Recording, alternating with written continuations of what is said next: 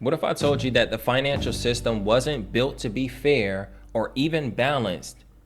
It was really built to keep you in debt forever. In this video, I'm going to break down how debt fuels the economy.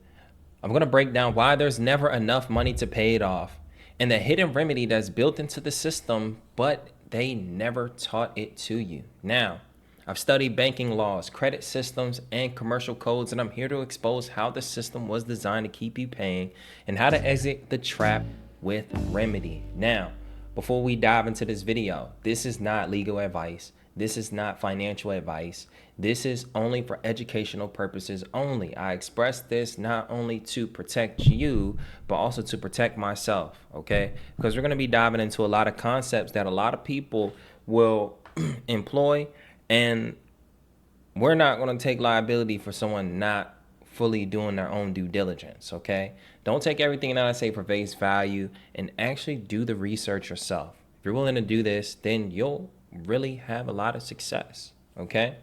Everything that we talk about first deals with your mindset and your mentality towards this. So if you have a good mindset and a good mentality towards this and you're on the same frequency as me, then every piece of information that I give you is literally going to help connect those dots. Now, once again, thank you guys for watching this video. You feel me? If you're brand new, drop a like, okay? You drop a like, this actually helps the algorithm, okay? Now, let's just dive straight into this. Happy Friday to you guys. You know what I mean? This video is dropping at what, 8:30? So it's 8:30 right now if you're seeing this. And a couple of key things I want to get into. Let me know down in the comment section if you guys would tap in to the Twitch and watch these breakdowns live, okay? Been thinking about doing these breakdowns live on Twitch. So I'll put the Twitch link down below. If you guys go down below, hit the follow button on the Twitch, click the link, and we'll be going live. You feel me? So thank you guys once again, man. Now, let's dive straight into the information. What we're going to be talking about is essentially how debt is really the foundation of this system. I mean, the United States maneuvers based off of people being in debt. So when you look at the debt calculator or the national debt clock, you'll see that the United States is $36 trillion in debt. And this number grows every single minute, okay?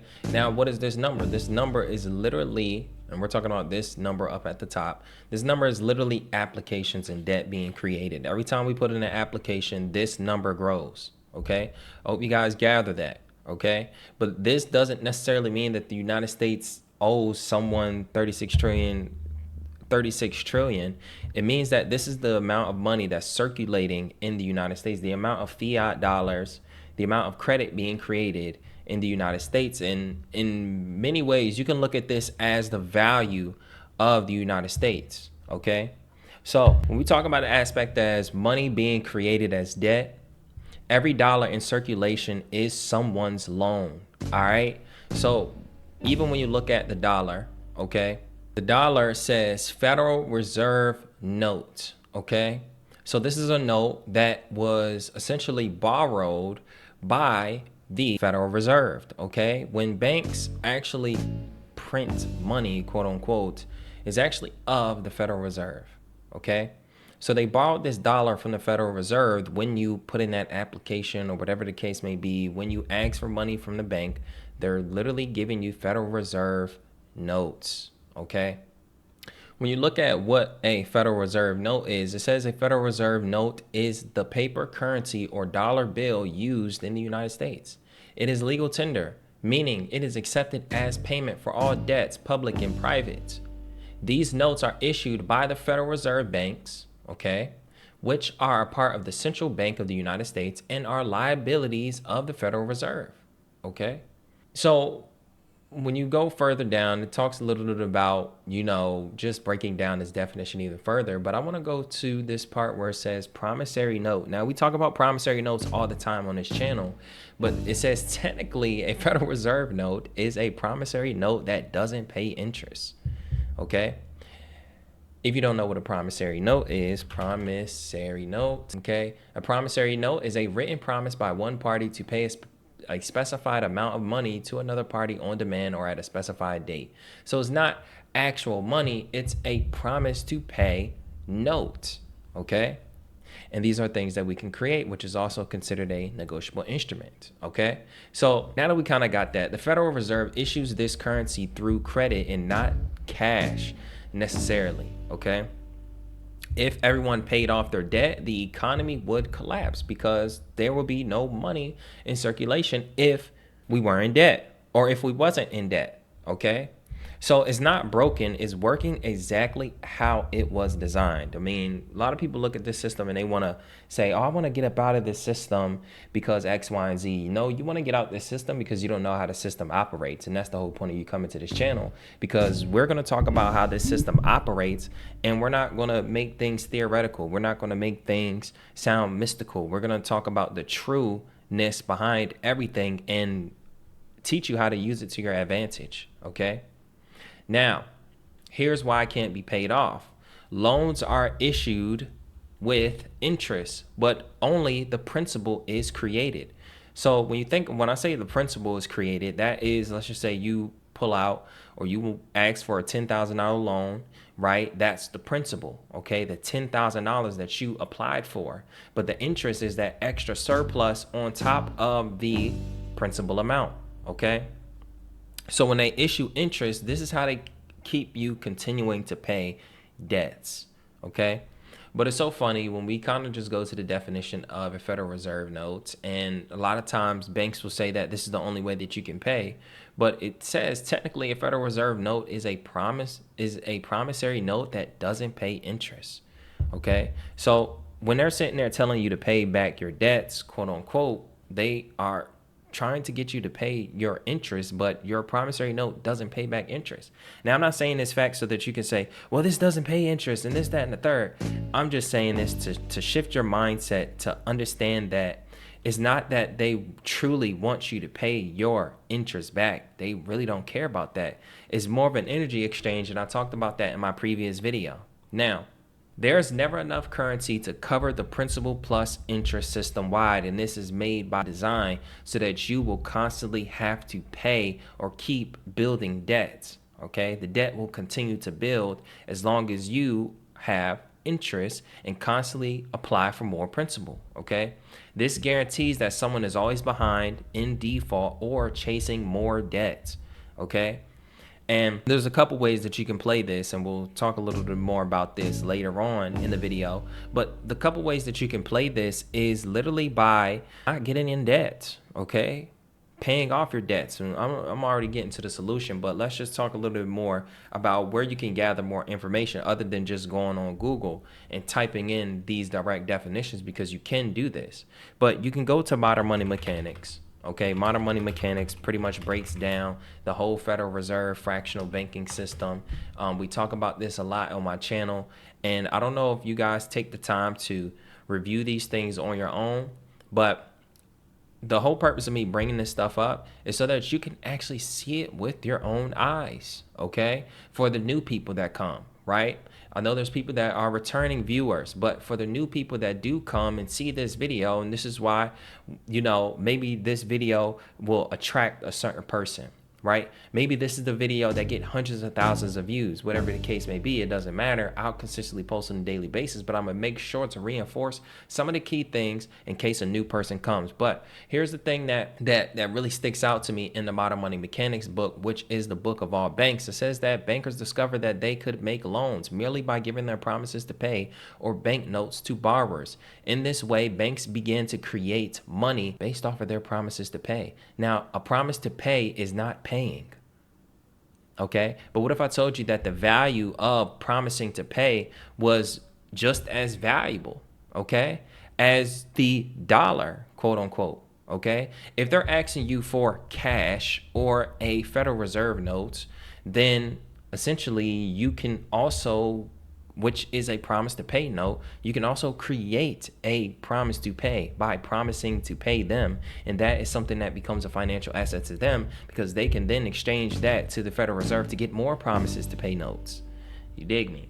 So this is why, understanding the system is much better than, me breaking down specific and key processes, because when you understand the system, you'll actually take action much differently. So this breaks down fractional reserve banking, which means that there are more promises than actual dollars. This is why the credit system was created. Okay, yes, you can go and you can apply for $10,000, but essentially based off of that $10,000 promise, they can exchange that and get $100,000. You know what I mean? That's what fractional reserve banking is about. So thinking about this, you're really chasing something that mathematically doesn't exist, because even when you think about the aspect of exchanging value for value, let's just say if you exchange or you give someone 12 marbles, you dig me, and you're supposed to get 12 marbles back or the equivalent of it. There's no way that out of that 12 marbles that they are supposed to produce 13, 14, 15 marbles out of the 12. Okay? And I'm just talking about the aspect of just an exchange. Obviously, if you take those marbles and you sell it or you multiply it or whatever the case may be, that's very different. That's different laws and different principles. The law of multiplying, and I'm just assuming that that's a law. But on the aspect of exchanging value for value, when you're making an exchange, they should be in an equal exchange, not where you exchange something and you get more than the value. You dig me? Okay. Now, I'm not talking about this in a seller sense, but in a trading sense, this is where we come into play. Okay. That person should be able to presume that the value is equal. Okay. But it's never that case. You create the credit and then they charge you interest on it. But let's just say on the premise of them loaning you money, right? They loan you money, and when they loan you money, they expect you to pay more than what they loaned you. Okay? If it was an actual loaning model, but they don't even risk their own money. They never risk their own money. Okay? So here how this creates an endless trap. People take out more loans to cover previous ones. And this is why I tell people that I do speak to on a daily basis as it pertains to their debt. Don't discharge debt so that you can pay off another debt, or don't discharge debt so you can go on more debt and practice the same bad habits, because like I said, the system is designed to keep you in debt, and the whole way to fully break out of the system is to not put yourself in debt that you can't control. You know what I mean? So obviously we teach people to take the debt and build wealth on the debt so that you can be able to build and create assets, versus actually going in debt, discharging debt, and then going and getting more debt so that you can pay off bills or whatever the case may be. Like that right there is a effed up mindset. Okay? Don't discharge debt to repeat the same cycles. Discharge debt to end the cycle. Okay? In the cycle of constantly getting in more debt that you can't afford, and then now you want to learn these strategies so that you can keep acquiring debt and try to take advantage of the system. Now, I get it. There are people out there that actually do this and are very successful in doing it, but at the end of the day, the people that I've come in contact with that do this, either they aren't really speaking anymore, in the sense of, I've seen a lot of creators who claim, yes, I do this, I get multiple cars and this, that, and the third, and they're not nowhere to be found online anymore. But then there's the other aspect of people that I've heard from other people who got multiple cars, started dealerships, and did this on a monthly basis. I discharged that. I got a car. I discharged it every time. And now I have multiple cars and this, that, and the third. And yes, there are people out here that are probably running this up at a high rate, but it always catches up to them. Not because it was inherently wrong, but when it gets down to a point of, they want you to do this so that you are able to get remedy, but they don't want you to do this to, take advantage of the system, if that makes sense. Okay. So people take out more loans to cover previous ones, and they use credit to survive, then pay interest to banks for using their own energy. And so the energy exchange is your time, labor, and attention. So if your time, labor, and attention is literally put towards paying off your interest, what value did the credit really create? You know what I mean? People use the credit to survive, and this is why I teach people how to be able to create value without credit. Okay, yes, the credit is supposed to enhance the value that you already have. If you already bring value and you already can make money based off of your own value and use energy and not be able to expend as much energy to make money, then by all means, once you get credit, it's just only going to enhance that. But if you don't even have that value, this is where it kind of becomes a struggle for you. You end up going into debt and paying interest and going to work and exchanging more time, more energy, more attention at a job that'll pay you less than what your energy is actually worth. See, that's the whole point. There's nothing wrong with putting energy towards making money, but you want to make sure that you're putting the energy and making enough money that makes you smile and that actually takes care of you. Okay? No more putting in 8 hours a day into a job that'll give you, $10 bill, a $20 bill, a $30 bill, $40 or $50 bill for 1 hour of your time. And yes, that is not bad money to some people, okay? But it still has you in a cycle or a rat race of constantly going to work or having to go to work so that you can do that. But what if you can make, more than that in an hour? There's some people out here that charge 40 grand just for 1 hour of their time. There's some people who charge that 40 grand for one question. You dig me? But that answer to that question is 40 grand worth of value. See, this is where the value comes into play, to where you're not expending so much time, energy, and attention to get that energy exchange. But it does take a great deal of understanding, transmuting that energy and law of attraction in order to attract that type of income.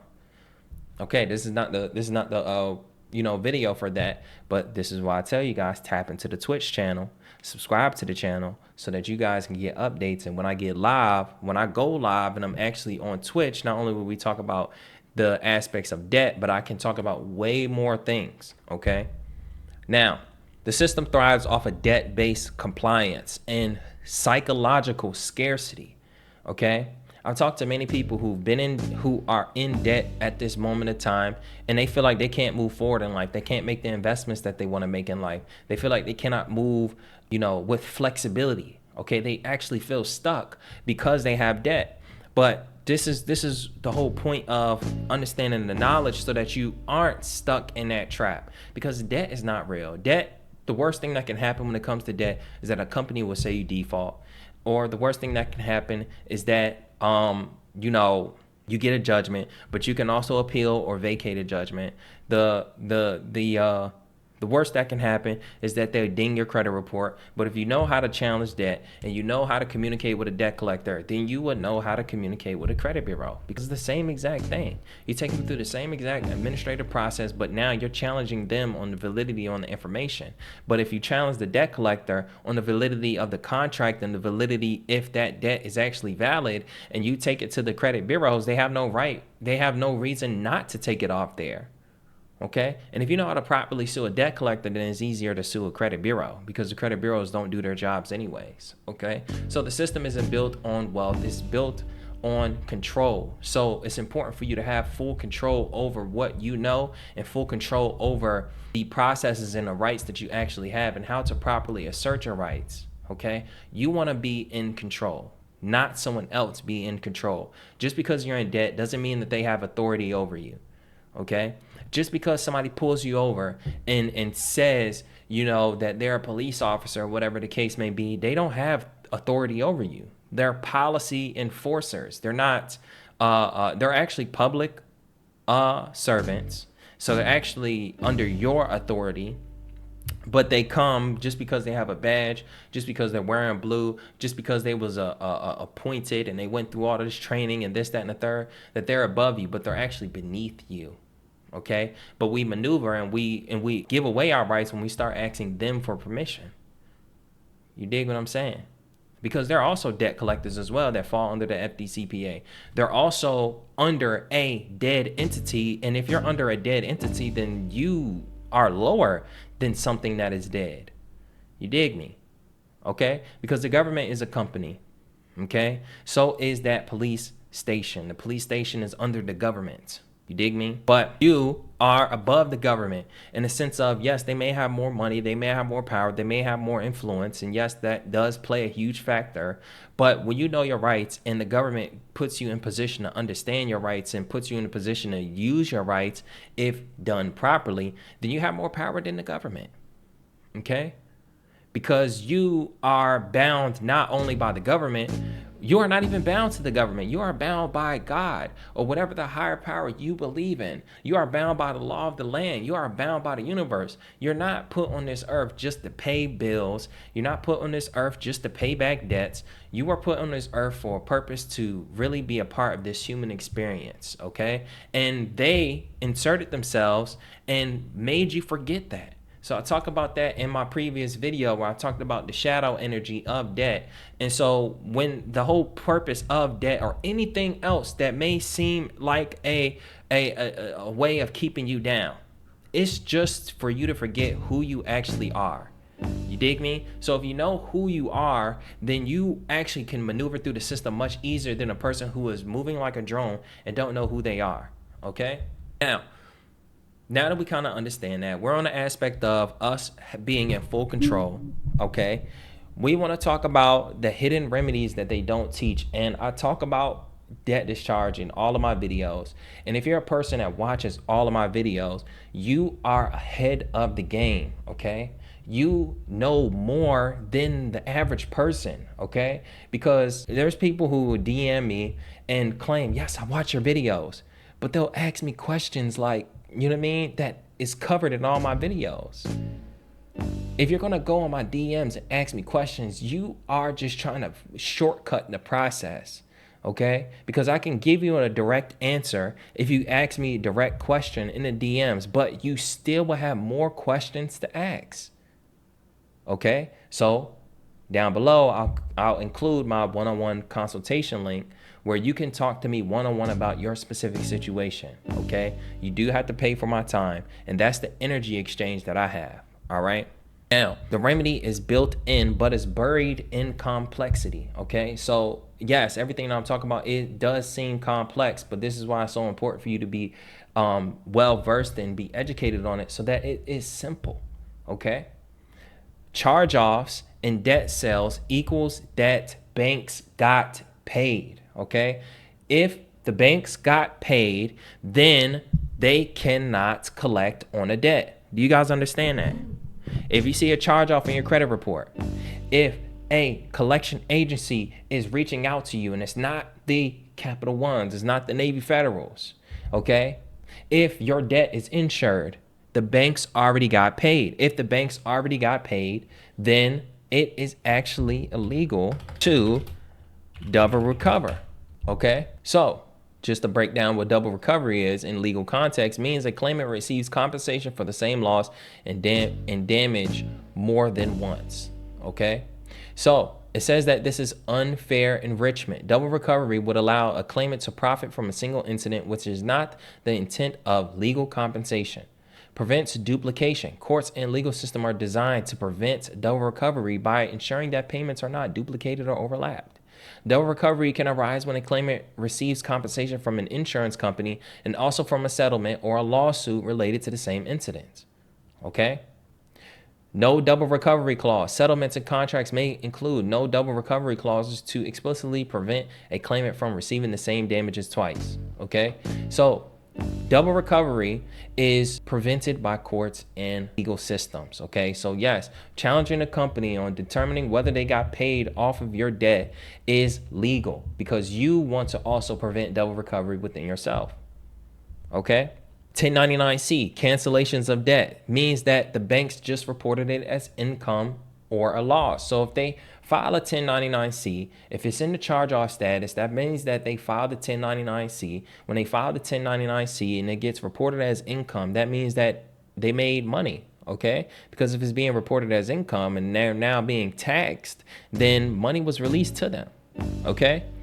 So discharge exists through UCC processes, understanding the tender of payment, understanding conditional acceptance, understanding what a tender is. Tender is an unconditional promise to pay. So if a tender is an unconditional promise to pay, then when you provide a unconditional offer of money or performance to meet an obligation, okay? And then you go to the 3-603, you dig me? And you go to a tender of payment. It says if a tender of payment of an obligation to pay an instrument is made to a person entitled to enforce the instrument and the effect of the tender is governed by principles of law applicable under the tender of payment under a simple contract. If a tender of payment of an obligation to pay an instrument is made to a person entitled to enforce the instrument and the tender is refused, there's discharge to the extent of the amount of tender of the obligation of the endorser or accommodation party having the right of recourse with respect to the obligation of which the tender relates. So long story short, I'm gonna put it to you like this, man. When you give a unconditional offer of money or performance to meet an obligation, or you give a promissory note, okay, which is a promise to pay, okay, which is the very same thing that banks do. They give their promises to pay, you dig me, and they're able to create money based off a promise to pay. And you understand these things, right? We even talk about negotiable instruments as well. But if you give these things and it gets refused, then there's discharge. So you just created an event where your debt got discharged just by you sending in your own tender of payment. Okay, but then when you understand the aspect of conditional acceptance, you start to challenge the company on whether or not your tender of payment is a negotiable instrument, and shifting the burden of proof and asking them for proofs that the debts wasn't discharged, or proofs that they didn't make money, or the proofs that the debts didn't that they are not double recovering, and you say, hey, I'll conditionally accept this offer if you can prove X, Y, and Z, then now they are in a position where they have to provide proofs to you. Okay, so that coupled with trust and assigning debts to your trust and making it more of a conversation with your trust instead of the debtor, which is your straw man, and typically how banks look at you. But once you go through a trust, then they have to communicate with a trust, and they can't treat the trust like a debtor. Okay, and then we talk about affidavit-based private administration. When you're communicating with them through affidavits and you're not making it a conversation over the phone or in an email, you're sending them an actual letter asking for these things, challenging them on these things, challenging on the direct effect of the UCC, challenging on the direct effect of contract law, and they have to answer to it, they only can write you back. No. And if you put in your letter to only write me back, do not email me, do not call me about this matter, only write me back, this now puts them in a position where now they have to put down recorded information. You dig me? So we already talked about UCC 3-603, which a tender of payment discharges an obligation. But then we can talk about 15 U.S.C. 1692G, which gives you the right to validate any debts or any claim. And then we can talk about 12 U.S.C. 95A, which emergency power still in effect equals commerce remedy. So you have a right to all your debts are essentially and obligations are essentially acquitted based off of 12 U.S.C. 95A. Okay, so putting this in perspective, they left an exit, but they don't want you to find the door, and that's one of the key quotes in this, is that they'll give you an exit, but they just won't tell you exactly where to go. Okay, it's there, but they won't tell you where to go. So here's what you can start doing now. Stop accepting every debt at face value and ask for validation. Just because someone says that you owe something and they give you some type of paper that may seem like it's scary, don't accept it for face value. Ask for validation no matter what. I don't care who it is, mortgage company, debt collector, law office, whoever the case may be. If it's not a judgment from a court, I don't want to hear it. Okay, learn to operate from trust and not fear. And when I talk about trust, not just talking about the aspect of a document and you doing creating a trust, but more of moving through truth. Okay, I only want the truth. If I'm moving in truth, then it's nothing really to fear because I know the truth. Are you going to tell me the truth? Okay. Anybody can spot somebody who is lying to them if they know what is a lie and what's not a lie. This is why the education is important. Study the codes, challenge the presumptions, and use documents. Use affidavits. Communicate with them through affidavits and documents. And then you build your own documentary evidence. You build your own paper trail. When you build your own paper trail and your documentary evidence, is nothing that they can do. and to begin shifting from debtor to creditor or trustee role. You can do this by literally just communicating in your letter who you are and what you know about yourself, or you can create a trust and you can become a trustee of your own private trust. Now you got to make sure that you know how to create a private trust. Okay. Use paper and do not panic. Okay. When you understand the game, you stop playing the part that they assign to you. They assign that debtor role to you. So if you maneuver in a way that you are, taking full control of yourself in this economic system, then you have more of an advantage. Okay. So never meant to win in a game that profits when you lose. But once you learn the system and the trap becomes a tool, now is the time to stop playing defense and start using remedy and start moving in offense. You dig me? So we covered a lot in this video. I hope you guys were taking notes. Okay, if you got all the way to the end, hit the subscribe button. Feel me? Hit the subscribe button. You are really helping the algorithm and you're really helping me, because this will push my channel out there, and this will also help other people to see the information more. Okay, especially if you are a returning viewer and you haven't hit the subscribe button, hit that subscribe button so that you can get updates. Number two, if you want to learn more about trust, if you want to be able to understand the debt aspect, if you want to get the templates about debt validation, you want to get the templates about notice of acceptance and conditional acceptance, you want to understand how to create a declaration of trust and know how to be able to create your own private trust, all of that is in a complete debt guide. That is energy that I put inside of a core system.